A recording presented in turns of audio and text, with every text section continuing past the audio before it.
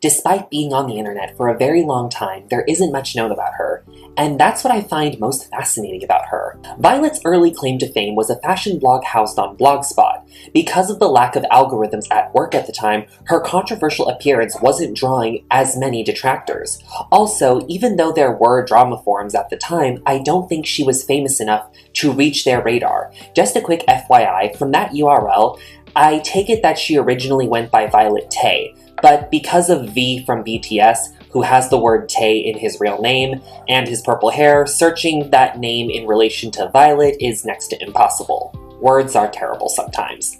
Violet seemed to have been a bit of a sleeper hit. Her pictures began circulating on Tumblr, and she gained a very strong fan base. I think because she never tried to be a Tumblr celebrity in herself, the pictures of her were more important than the person behind them. Her fans genuinely enjoyed her being a mysterious person. She did operate a YouTube channel for a while, but all traces of it have been erased.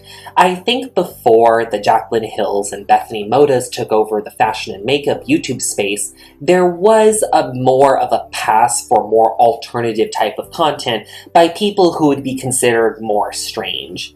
The little that is known about her is she is a native of San Marino and her heritage is Russian. She was also born in the year 1988. I have to comment, I find it ironic such a mysterious figure is from San Marino, a very mysterious country. It's like someone saying they grew up on the Las Vegas Strip and saying they went to Showgirl High and competed against the boys' school, Chippendales High. I'm not using the word mysterious lightly. It's not something I or any fans are projecting on her. It's something she made sure people wanted to think of her as. Here's an old interview she did with some indie magazine called Mista. What is your favorite thing to eat? Baked apples. 3 favorite songs: Pink Floyd, Wish You Were Here, Nirvana, Lithium, Black Sabbath, Paranoid. How do you spend your free time usually? I'm a workaholic, so taking photographs is the most important part of my life at the moment, and I'm completely focusing on it. What makes you happy? Photography, coffee, smoking, and good music to listen to.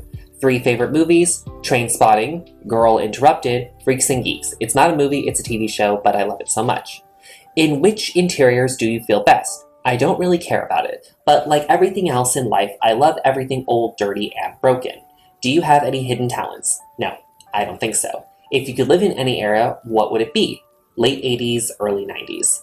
What's something not many people know about you? I don't have a cell phone. Do you like Star Wars? No. Coffee or tea? Coffee. Cara Delevingne or Kate Moss? Kate. City or nature? City, I guess. Where do you see yourself in 10 years? I've never thought about the future. The future is stupid anyway. I'm happy with what I have now, and IDK what's going to happen tomorrow. The only thing I want is to take more photographs and to do that as long as I can. Wow, how invested was she in letting her fans getting to know her? And those answers were just so stock, not like other girls. But wait, there's more. There's still an interview that's still up. Violet L is a photographer / porn director from hell, San Marino. Visit her blog at violet-l.com. Tell us a little about yourself. I'm Violet, 20-ish, I take photographs. What are your biggest passions? Right now in my life, the most important thing is taking photographs. That's what I love the most. But when I have some free time, I like to usually rewatch some old films. How did you first get interested in fashion and why is it so important? I don't remember when, it happened a long time ago, but I remember why. I always loved photography and thrift clothing, and I never wanted to have something like a real job or work for someone for money, and I desired to create my own thing. I needed a place where I can do whatever I want. Creating a blog seemed like a pretty good idea, and it still is. How do you describe the fashion scene in the city you live in compared to other major cities / fashion capitals? I don't want to describe it. Okay, let's take a pause there. I find that answer interesting. She definitely brands herself as a going about town kind of girl, especially since she said she loved thrifting. I get wanting to be private about her life, but fashion is probably one of the most social arts out there, so this seems like a big FU. Why? She can be guarded, but also immerse her audience in her world. What do you love about living in your city? Everything outside looks so old and dirty, and for me, it's just a perfect background for photos. Top 3 places to visit in the country you live in. I have no idea. I've never traveled around the country. Okay, so let's pause that again. With that last answer, she was definitely trolling. She lives in San Marino. San Marino spatially is half the size of the city of San Francisco, which is one of the USA's smallest cities spatially. Where does she go? What does she do all day? Does she stay shut in? Her pictures would say otherwise. Maybe she's referring to Italy? Describe your personal style and its influences/inspiration. I don't think I can disrobe it, but I think it's something like garage goth. This is the best description I can give you. My inspiration comes from films and music videos between the 1980s and 1990s, and when I say 80s, I mean the evil 80s. When I say 90s, I mean 90s grunge. Also, I have an older sister. She was a teenager in the 90s, so I remember a little how she and some friends dressed. Favorite designers and places to go? I don't have a favorite designer. Even more, I know nothing about designers, but I love Unif clothing so much. They make the clothing exactly the way I like. Destroyed. It looks old and cool. The perfect place to shop for me is thrift stores. The first thing you look at in another person's outfit is shoes. What do you skimp on? I don't spend a lot of money on clothing at all. Everything I've got comes for free or was bought in thrift stores and almost for free. What do you splurge on? Coffee, cigarettes. A fashion rule you always break. I don't know any fucking fashion rules. A fashion rule you never break. It's definitely not a fashion rule, it's just a rule, and for me, it's the rule. Be yourself, wherever what that means, do what you want to do, and never give a fuck about what other people think or say. What do you think is the most recent notable trend to appear/reappear? What are your thoughts on it? I don't really like trends. What's the point of her even answering these damn questions? Sorry, I just paused again. That was just something I thought about. Wait, what's the point of this? What is the most underrated item in menswear and womenswear? White t-shirt without print. It's classic. Your favorite colors of the moment are black, burgundy. What is your next must-have purchase?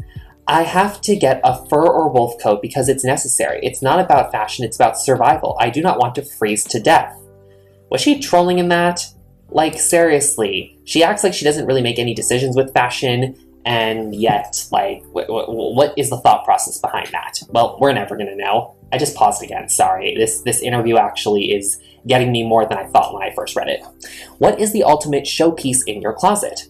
My favorite pair is my vintage black Doc Marten boots. They're from a thrift store, and they were only like $10, and they're fucking perfect. Are there any fashion icons or famous people whose style you admire? I don't know, Courtney Love, Kurt Cobain, Drew Barrymore in the 90s. What's on your playlist, bookshelf, a DVD player at the moment? In my iPod, the same stuff like usual. Nirvana, Joy Division, The Cure, The Smiths, The Misfits, Sex Pistols, and Grimes.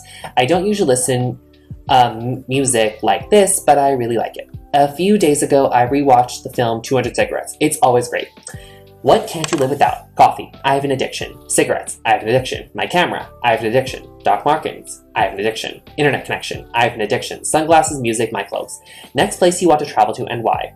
I'm not really a travel person. I'm very lazy. Yeah, that's pretty obvious. That's pretty obvious, Violet. What is your personal outfit on Lookbook by you and by another member? My personal favorite is this one. By another member, this one by Olivia Harrison. In the year 2017, you will be, I haven't decided yet whom I want to be when I grow up, but I'll definitely keep doing what I'm doing now. What would you say to someone seeking general fashion advice? Wear what you like only because you like it. That's it. Benji wants to know if you could be a character from any video game, what would it be? I don't know. I know nothing about video games. What should we ask the next interviewee? If you had a time machine and it will only work once and take you to one place in one time, you will never come back, what year and specific date would you choose to travel to stay there forever and why? Well, we know for her it's probably Seattle in the 1990s. I would pretty much imagine, she would just love Courtney Love and Kurt Cobain and all that. So after reading those, she really just acts above everyone, I'm too good for you to know anything about me. Come on, girl. Violet, it's very clear a lot of your style is very Lana Del Rey, Golden Era inspired. I mean, you're easier to read than I think you think. In the mid-2010s, pro-Ana forums were taking notice of her from her Tumblr. I think by then, any revealing content on her would have been wiped and it would have been too far back to recover. I'm sure, much to the delight of Violet, a lot of rumors spread about her. I found this one old picture that's supposed to be her before she developed her eating disorder. It was used to expose her in some way. I'm sorry, I have a hard time buying that this larger woman is her. Why would Violet do that? There's also this picture of her without Photoshop. Maybe that's her. Yeah, she does use Photoshop, but I don't think you can really Photoshop those bony arms and legs. I can't imagine Violet being the kind of person that would let these kinds of pics get out, especially since she has kept everything about her personal life so away from the public. She just always wants to be seen as what these pictures are and nothing else. She has like no other character traits she wants to display. Also, if she does have an eating disorder but doesn't want to admit it, why would she let these pictures out? These would have proven her eating disorder, and because they're intentional fashion shots, you can tell by the pose. So I have my doubts those are her, but they could be. What caused her eating disorder? That's anyone's guess. What's most fascinating about Violet is, even though she was never as famous as Felice Fawn or Schmega, her relevancy outlasted them. Her Instagram is still pretty active and gets decent engagement. I think in a strange twist, her relevancy has lasted so long and strong because she has been more silent through the years. Social media drama can catapult an influencer into stardom, but the fans can get their fill much quicker after they've had their fame climax. And that didn't happen with Violet. She strategically stayed in the background of the alternative fashion blogosphere. While she didn't get as much attention, she stayed in people's minds as a staple of the scene and later on a reference point for that time period. She still uses Tumblr. I think Violet could be bigger now more than ever on TikTok. While her fashion isn't my thing, I can tell she has studied fashion very closely, even though that interview, she's trying to convince people otherwise. She has a very classic hipster European style, like rocker elegant with throwbacks to classic youth eras. She can make a good TikTok stylist. I definitely think the life she portrays online embodies the modern version of heroin chic, partying so much that she doesn't care about the future or her health. YOLO on, Violet. YOLO on. Yes, this is a younger Violet L from the year 2011. She wouldn't become the person she was most recognized for until 2013. A lot of you all have said that the whole San Marino thing is a fraud and she is not one bit Italian, either in residence or in background or anything near that region. She is 100% Russian. So I ask anyone living in Russia, do you recognize her pictures as having been shot in your homeland? To me, her pictures look like they could have been taken anywhere, except for a few where it is obviously Europe, but I'm not educated enough to know specifically where in Europe. Sorry, I'm an uncultured, untraveled American. So now, looking at Violet L's original blog and her Tumblr, I'm able to understand why she got so famous. So before I start, I have to distinguish something. We all know what an it girl is, or now it's called that girl because of TikTok. There was always a difference between an internet anorexic it girl and a regular anorexic it girl. For more information on what mainstream anorexic it girls were like, see my video on the 90s and 2000s fashion industry. An internet anorexic it girl is someone who doesn't just create a mystery around her eating disorder, but also herself in general. The internet anorexic it girl knows she can control the level of accessibility to herself. And the average viewer of the time had an immense wonder on what the rest of the life of said person on their screen was like, since said viewer was likely in desperate search of friends out of loneliness and was looking for weird, quirky girls like her. And by the way, I'm using female pronouns because that is the most common demographic, both for the person in question and the fan base. But obviously this can apply to anyone, so it's not exclusive to. So an internet anorexic it girl drew in lonely viewers by curating everything she liked, specifically in a subculture and positioning their eating disorder at the center of that subculture, blending themselves into a niche aesthetic such as whatever trend was good at highlighting anorexia, like goth or e-girl. Also, to many Tumblr and ED forum users, whether they had one themselves or not, saw anorexia differently than the rest of the world. Already feeling outcasted, there is this default sympathy and sense of safeguarding to prevent potential bullying to the said anorexic it girl, the same kind of bullying the fans would have suffered from. There is also an admiration for being able to put yourself out there, for being so different, even if it is about a serious illness. Again, a bravery that the viewer would secretly envy.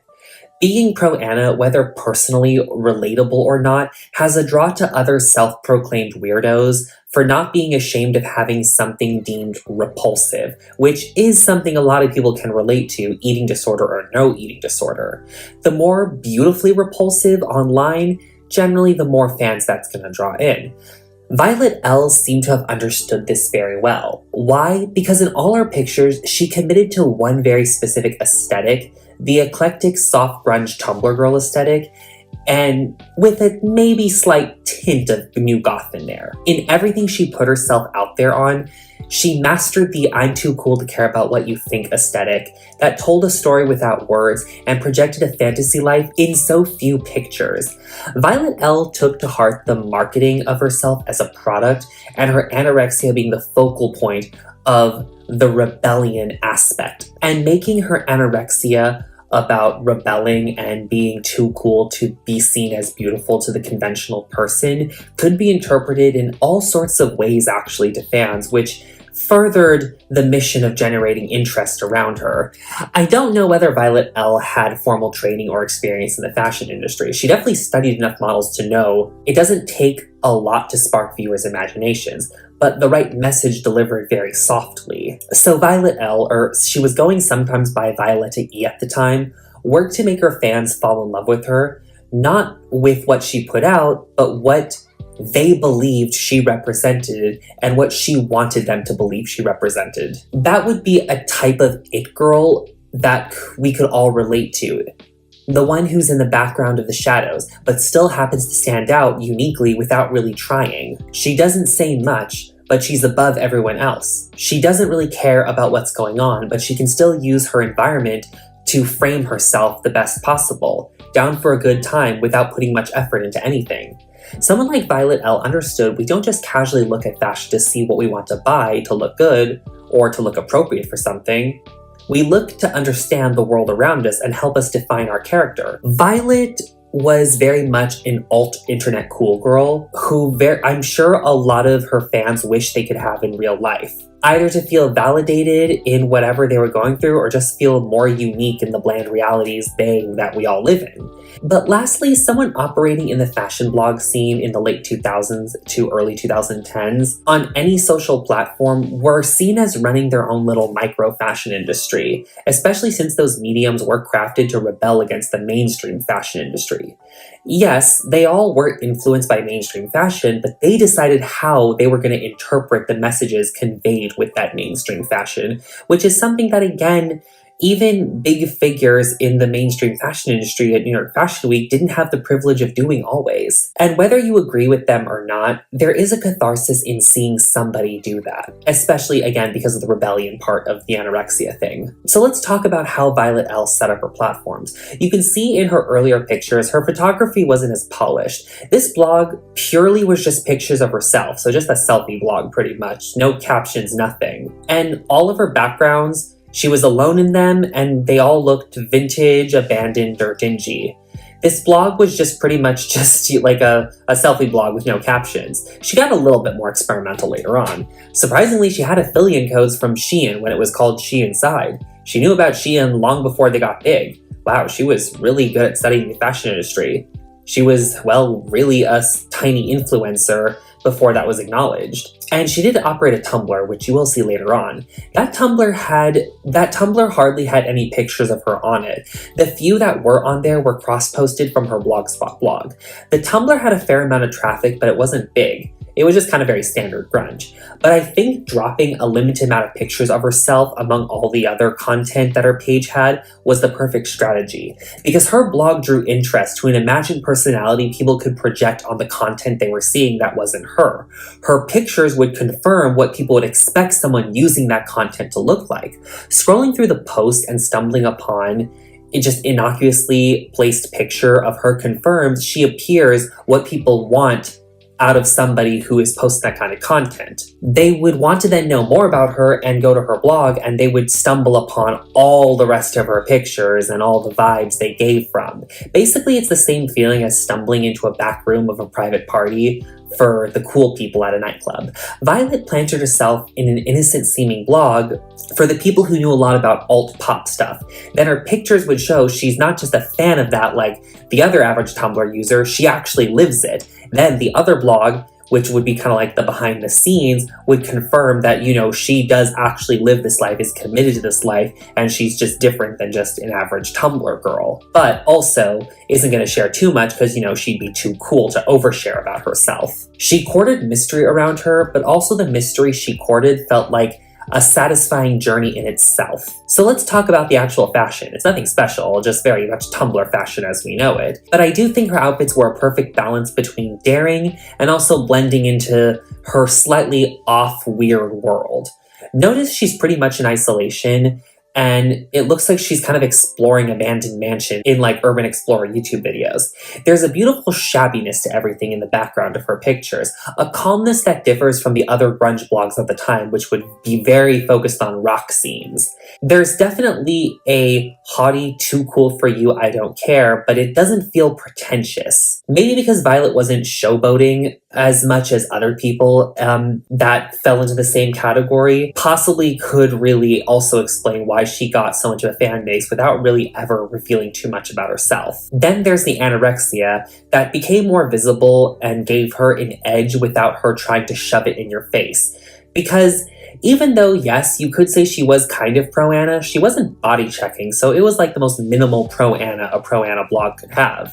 But anorexia mixed in with grunge or new goth that does not play into the same death-loving, morbid, paranormal Jack Skellington, Tim Burton world such as other pro-Ana blogs did at the time, again gave her this great coolness that was missing in the market. I hurt anorexia because of, again, the aesthetic of the pictures, rather than giving scary, creepy death cult, was more about heartbreak, wisdom, battle scars, deep wounds, and endurance.